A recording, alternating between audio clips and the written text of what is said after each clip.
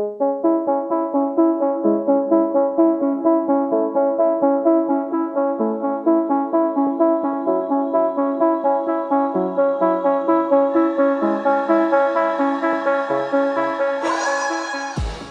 and welcome to the Blackout Podcast, where I get to talk to amazing people who do amazing things. And today I have producer, extraordinary, awesome human being, designer, artist, creative person, and my friend Terrence, but I love the name Kuraaku.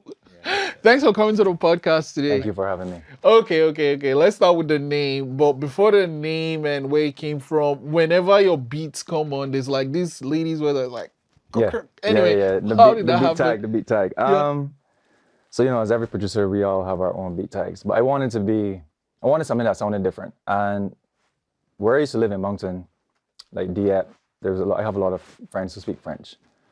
And I was like, for some reason, the French culture started to catch on to me. And I was liking the vibe. And I'm one of those creatives where I try to do the most outside of the box all the time. So I have a really good friend who I met randomly in Ottawa a couple of years ago, and she is from Montreal. So I just hit her up one day and I was like, yo, would you do a beat tag for me? Just like, call my producer name out. So I told her what I wanted, and basically, I don't speak French. So what my tag is basically saying is Kuraaku on the beat. Oh. So it's like, I think it's Kuraaku Solar Beats type of thing. Yeah. I'm like, I'm always trying to figure out. But anyway, I love, because whenever I hear, and it's crazy because I've never heard something you produce I didn't like yet. Maybe there'll be something you produce I'm like, no, this is shit. But so far, everything you've done has been on point. So what is the story behind the name then? Kuraaku? Yeah. That's, like, again, I like to be outside the box. So I was always a creative person. By trade, I'm a graphic designer, videographer, that type of stuff. But music was always one of those things that drove me to do everything creative. And it was getting to a point where it was calling me. So I have this really good friend from back home. His name is Jacob Lawrence. He's an artist, songwriter, producer. He's everything. And I called him one day. I was like, yo, bro, I think it's time. Like, I'm really, this music is calling me.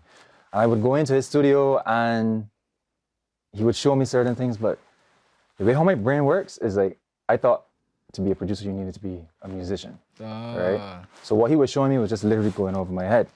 I didn't know where, I knew what I wanted to do in terms of hearing it, feeling it, but I didn't, sitting there and doing it. It was like, man, this is gonna be challenging.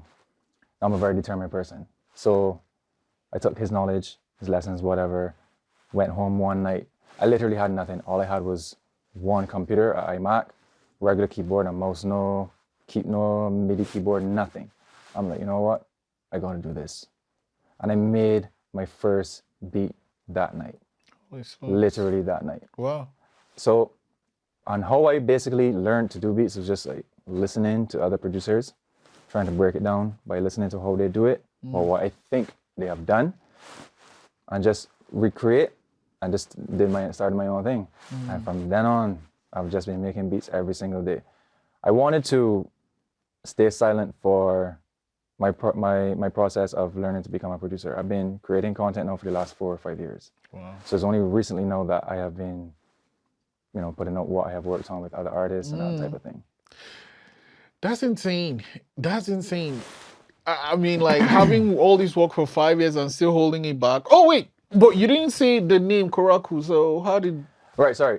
So the name came about where I was trying to find something really creative for myself. And one day I just typed in Google Terrence Clark, which is my name, and I wanted to see what it would be like in Japanese.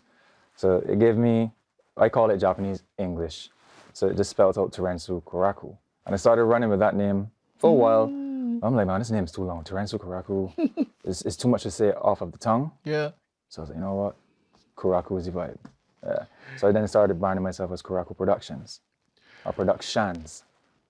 Rather. Got it. Okay. So you keep talking about back home. Where is back home, and how, like, did the music, because like you did graphic design and videography, where did the music start for you? When did it start? I remember it was September 2017. That is when I literally, because I used to work for an advertising agency back home, which is Barbados, Caribbean, and I had just had my son. So I also had a company too as well, creative company, but I started working for advertising agency because, you know, got to bring in that extra money type of thing. In my country, having a kid is very, very expensive. So that is when I started to get into production. Nothing heavy, just learning and, you know, trying to get a grasp of it mentally. So then, you know, I can then start to really take it on very serious. So yeah, 2017 of September. Wow. That first beat, did you do anything with it? The first beat, I mean, my first production ever. Yeah, it's actually going on my album that I am working on now. Actually, a lot of my first beats are they're all being used right now. Yeah. Okay, so it's been 5 years now. Is there any difference between the beats you were making 5 years ago versus now? Yes. When I first started making beats, I used to overproduce. What is that? What is? Yeah, overproducing is like the beats are cool. It sounds good, but more on just a listening basis as an instrumental. For artists to write on them, too much was happening. It's not busy, but just because, you know, vocals are alone is like an instrument. It's frequencies. So when you have too much going on in a beat, then an artist tries to sing on it, it becomes muddy. So I never really understood that until I was told that, because I would send every beat I made to basically my teacher, right? And he would tell me, okay, just simplify it more, create space. I'm like, create space, okay. And then, yeah, just kept going from there. And then now up to date, I'm on a different level now when it comes to making beats, man. Like, okay, what was the process then? What is the process now when you're making beats? My process then till now is the same thing. I need inspiration. I'm not one of those producers where I can just sit and just be like, you know, I mean, I can, but there must be an essence, a feeling, an imagination that needs to guide me, you know, make me feel as though, okay, yeah, this is the vibe, or this is what I really want to do type of thing. I mean, there's some producers that can just up and, you know, make beats or whatever. Like I said, I can, but at the end of the day, it's like, where is it going? I need a direction, right? So a feeling and an essence. Wow. Okay, so you get the feeling and the essence, then what? You get on the computer and... All of this is when I'm in front of the computer. Okay. So, like for instance, if I want to work with an artist and I listen to them from afar, I study their music, their texture, their voice, artists that they like to listen to. And by doing that is then when I sit in front of the computer and I start to I just channel all different types of energies and different creatives. And yeah, it's like a magician. You know, you wave your wand, you sprinkle your thing. That's just like me. I'm sprinkling my dust into what it is that I am doing, allowing me to create that sound that I'm looking for. Is there any, I guess, beat or instrument or something that you always put in every beat? Or, I mean, apart from the tag, obviously, but... I am known for my switch-ups. What was that? Switch-ups is like, okay, either, you know, some people call it, you know, bridge, third verse, whatever, breakdown. I'm known for that. I like to switch, I mean, it would be in the same key, but I like to switch the beat, the drums completely, like give it a different groove, a different vibe, you know, just change it up. And then software-wise, what's your setup for your production? Right now, it's just, I have a MacBook laptop and I have a MIDI keyboard, and then I also have a much bigger keyboard. So, and basically on a microphone, and basically that's it. That's it. Yeah. What app do you use for your beats? Well, I used to use Logic. I started in Logic, but now I elevated to Ableton for beats only, but tracking and recording vocals, I use Pro Tools. Yeah. And then you also mix. Well, okay, fine. I've always wanted to ask, what is this? What's this mix and master thing? What exactly are you doing then? Because you know the beat is there. I come in, I sing. Yeah. Then what happens? Okay, mixing. No. Okay, so when an artist comes in, they track their vocals. I make sure that the vocals they're tracked clean. There's no, you know, noise. Delivery is good. No distortion, whatever. And then. So mixing the vocals with the instrumental is basically, there's a lot of different steps. You're making sure that the frequencies mesh well with each other. You know, it's all balanced. There's no crackling in the background. There's no hissing. There's no, every so often an artist, you can hear artists breathing. You try to eliminate all those little things, and then you start to get cool with the vocals, like adding a little distortion here, like Travis Scott, that type of stuff. That's more after, where you're saucing up the voice. And then mastering is like, when you listen to a song on the radio, you see how loud and nice it sounds. That's basically mastering. You're basically raising frequencies within, the beat and the vocal, but not making it loud. You're not really adjusting the volume. You're just adjusting frequencies, bringing everything up to the forefront, so that when, the audience listens to it, they feel good. They feel it everywhere. The body, in the nice, home sets, car sets, whatever. So another thing I like is, how you're listening to a beat or song or whatever, and then, you can hear part is playing here and then part is playing in the other ear. Is that also what happens during, so like you can hear some things being said here, but some things being said on the right side. Is that all happens in the mixing or in the mastering? Yes, that is part of mixing. That is what you call panning. Oh, okay, because you're panning to the left. Yes, right. I do that a lot, to be honest. When it comes to my drums, I like my drums to be up front though. Like, kick, bass line, everything is up front. But sometimes I would pan like hi-hats, depending on the movement of it. And then vocals too, like when you're stacking vocals to create harmonies and stuff like that, you normally have one in the middle, you pan one left, you pan one right, giving that like spatial type of sound, so it sounds like more body.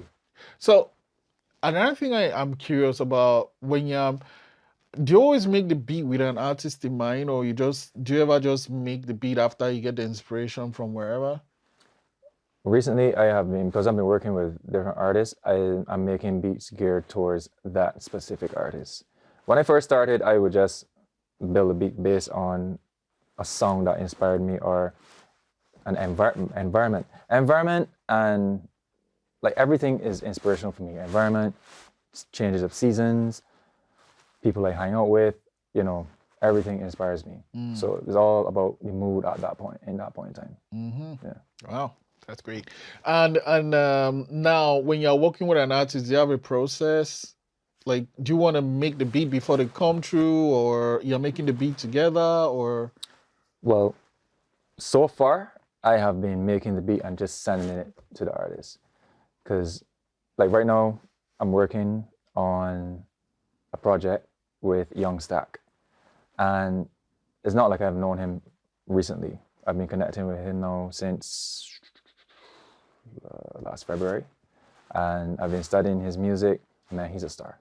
All of them are stars, man. Let me just say, shout out to Million Vibes, the whole crew. Like, everyone there is just mad talented. And it excites me to work with people like that, because everyone wants to be an artist type of thing, but you must have that spark and that essence that really will drive me to want to work with you. And Young Stack, I'm like, yo, let's work on a project in the fall, like starting fall through winter, let's work on something. And he was down.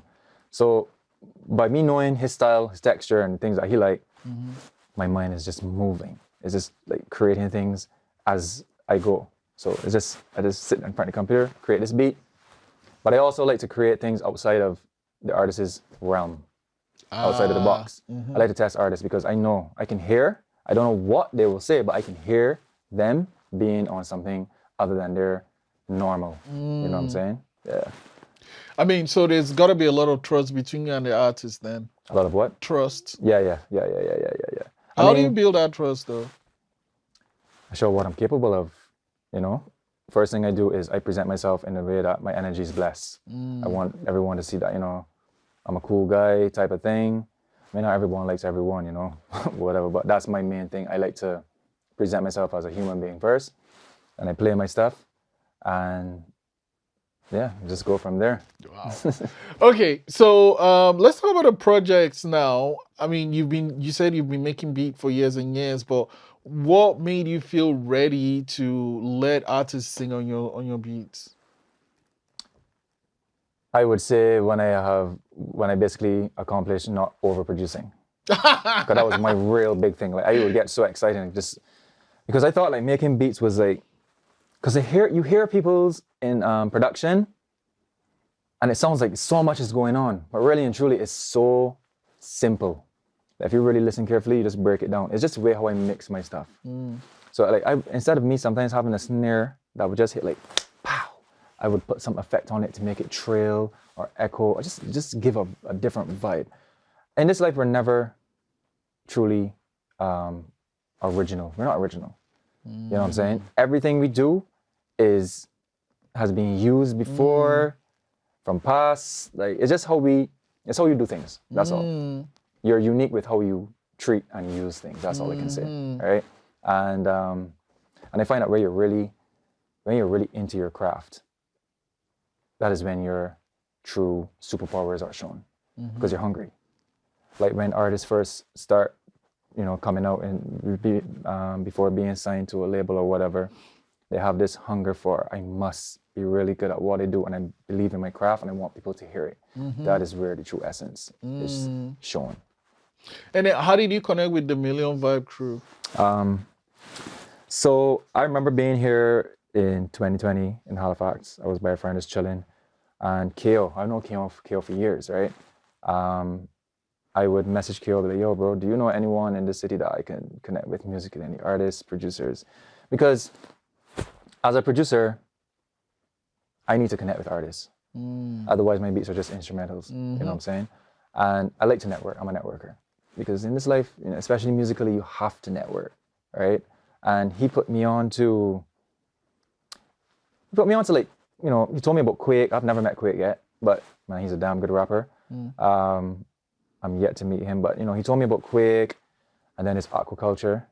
And then Culture is who introduced me virtually to Rennie, right? And then I started messaging Rennie, sending him beats, with the hopes of, him catching a vibe on one of them. And I sent him, I don't know if you heard, Back from Toronto.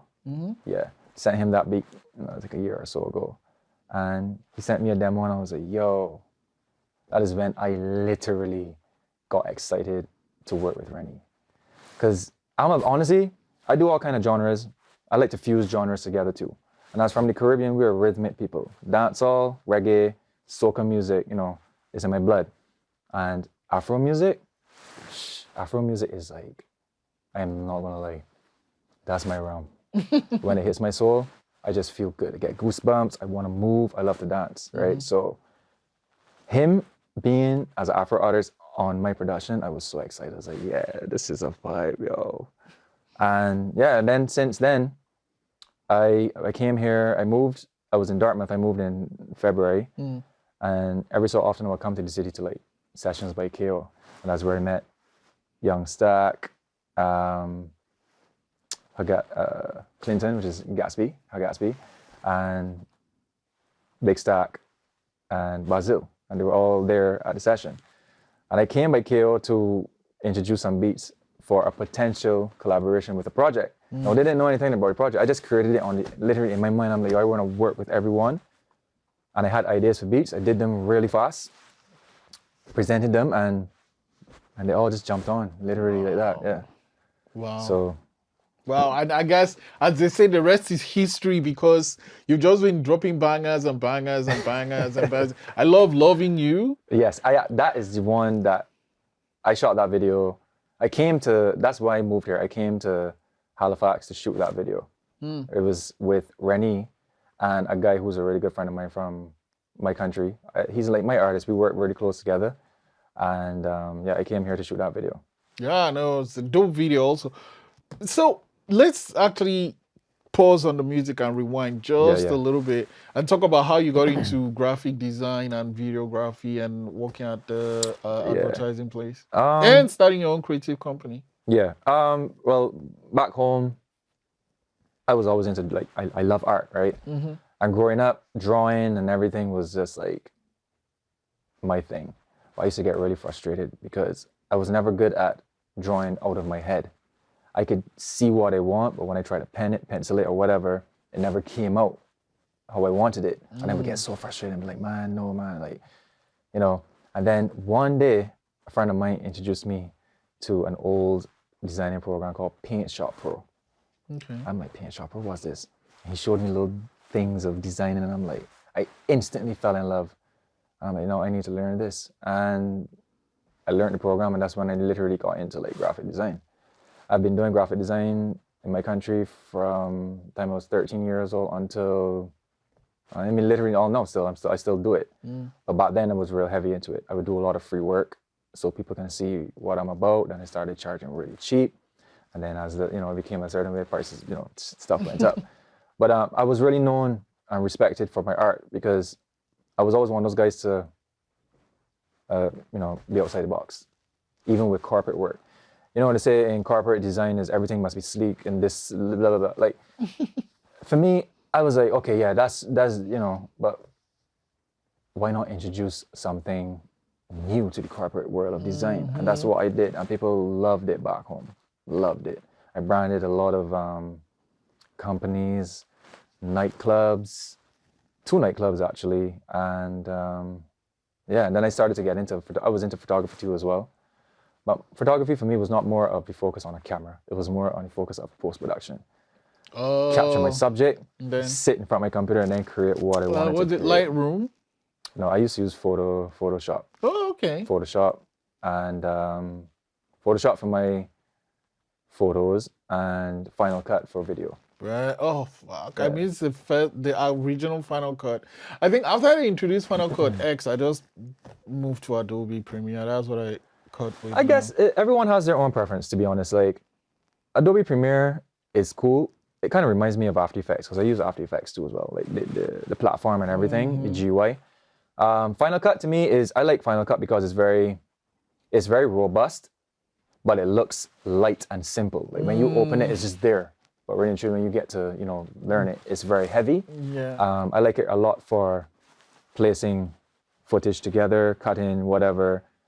And then I would just export into and, do like motion graphics or whatever is needed, type of thing. Yeah. But I haven't done that in a while though, to be honest. Because, I mean, you're too busy making all these beats. As a creative, we should always be elevating. Right. I always thought I was going to be a graphic artist for the rest of my life. I didn't see myself as a producer. But to be fair, when I was younger, I was so heavy into music, I would cap about, like, tell a lot of lies as I'm a producer. I was like 16 years old, telling my friend, yo, I produced this beat type of thing, but I never did. That's just how badly I wanted it. But I never knew how to, like, But I just always had that feeling in me, and I would always create that vision of being a producer. I guess I was manifesting it from a while. Right. How do you know when the beat is done though? Like, okay, this beat is finished. Boom, I'm ready to send it to an artist. How it feels. How it feels. Yeah. It always comes back to the feeling and the vibes for you. Because I would produce a beat, and the whole structure is done, verse, chorus, whatever, it's done. But then I'll give it a break, and then I go back to it again, and I listen to it a good couple of times. I would hear something here that needs changing, or add this thing here, or whatever. But when I listen to it, and it makes me get up out of my chair to dance or feel a vibe, and I'm like, yeah, you know what? This is done. And then I send it to the artist. Okay. So, I mean, what projects are you currently working on? Right now, I am in between 2 projects. One is my personal album that I'm releasing in Shahala, January. The one that has the first beat you ever made? Is that the one? Yes, okay. Yes. This album is more of a, I don't want to say it's directly hip-hop, but it's like a hip-hop fusion of dancehall and reggae and just creative sounds. What's it called? Big Man. Well, Big Man Le Boss. Oh! Yeah. It's called Big Man is a phrase we use back home a lot. Like, you ever heard the phrase big man thing? There's a big man thing. Yeah, it's just like, I always wanted to be the big man. I'm the big man now. But it has a lot of, when people listen to it, you'll see. It's I trying to have like a different perspective, double meaning type of thing. How many songs are going to be on the track? 22. What? That's a lot. Wait, that's a lot. Okay, this is how I see it. I'm new.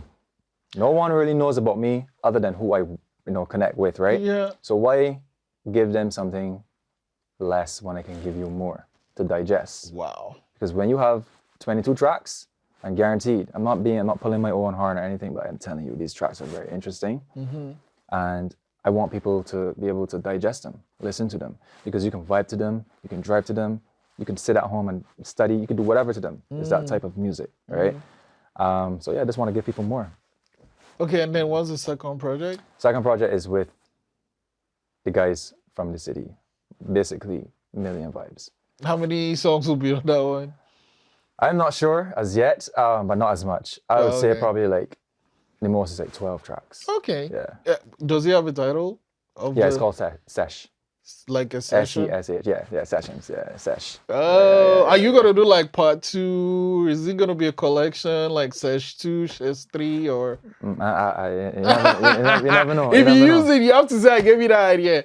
But you know, I love chatting with you, and you are kind of manifesting this thing you've wanted to do at 16. And I want to let you go with this question though. Someone is watching or listening to this episode and they're like, you know, there's something I want to do. Can be producing, can be whatever, running track, playing football, whatever. And they want to use it as a source of inspiration. What advice would you give for someone that's like kind of living, you know, building this thing you built? Yeah, I would say, honestly, whatever you want to do in life, just do it. Do not procrastinate. Find whatever you have, make do with it, because in the end, you eventually get what you need. Never, ever give up. There'll be distractions. There'll be people that will always try to project their fears on you, tell you, oh, you know, why you're doing this is not. No, never listen to outside energy. You can listen, but just know that whatever you want, follow your gut, follow your heart, and just keep going for it. Because at the end of the day, when you keep doing something, what happens? You just keep getting better and better, and it will eventually grow. Everything in time, man. Enjoy the journey. There's no rush. Enjoy it. Kuraaku. Oh, I lied. That's not the last question. So what anime do you like? Because you like, I'm always looking for a new anime to watch. I'm just like you. I'm always looking for new stuff. Like I grew up on the older stuff like manga, Ghost in the Shell, that Ninja Scrolls, that type of thing. But currently, I like all Studio Ghibli movies. I've only been hooked on them recently, because back then I never used to watch them. So, but and I like also like Seven Deadly Sins. Like all animes are good to me, man, because they're very creative. You know, Japanese is just like, they're on a different level, and I'm very highly influenced by Japanese culture. I mean, it's in the name, Kuraaku. Yeah, well. Thank you for coming for the podcast today. Thank you for having me again. Loving you, loving you, loving you, loving you. That's all I wanna do. You make it easy. Nobody can do it quite like you do. I was made for you. You make it